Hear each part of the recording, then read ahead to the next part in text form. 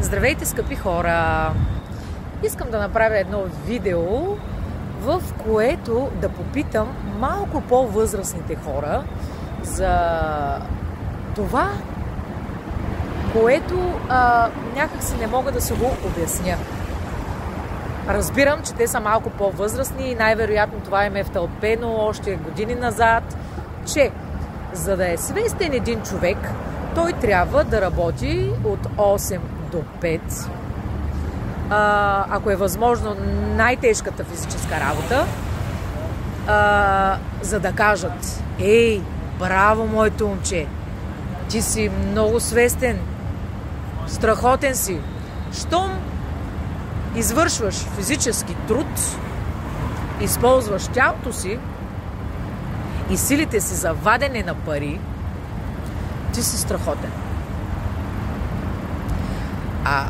Казват за всичките тези млади хора в момента, които използват умствения си капацитет, за да вадят пари, без да използват и да влагат някакъв, кой знае какъв физически труд, че са бездарници, че са нехранимайковци, че нищо не става от тях.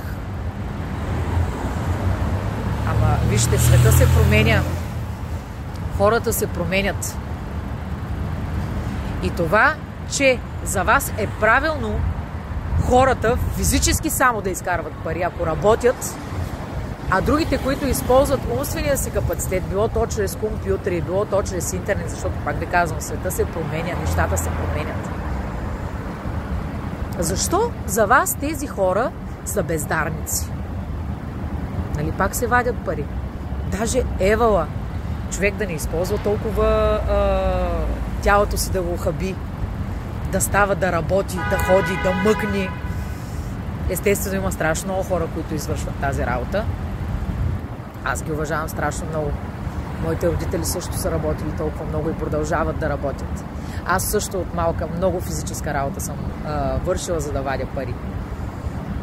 Но гледам сега на повечето ви мнението за младото поколение, което вади парите си така по малко по-лек начин, използвайки вече интернет, използвайки съвсем други неща.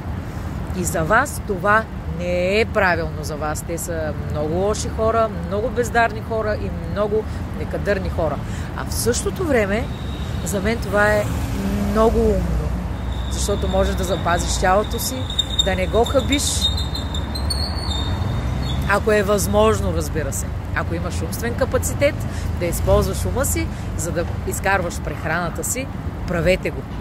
Вече ако нямаш този капацитет, извършвай физически труд.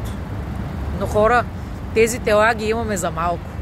Пазете ги, защото работим и утре в други ден, вече като сме се изхабили от много работа, от дигане на тежести и какво ли не, започва я кръст да те боли, я ръка да те боли, цялото тяло да те боли. И всичките тези пари, за които уж сме работили, отиват за нашето здраве. Така че, мили хора, замислете се над моите думи и спрете да обиждате младото поколение, което е толкова некадърно и толкова мързеливо, че си вади парите с нефизически труд.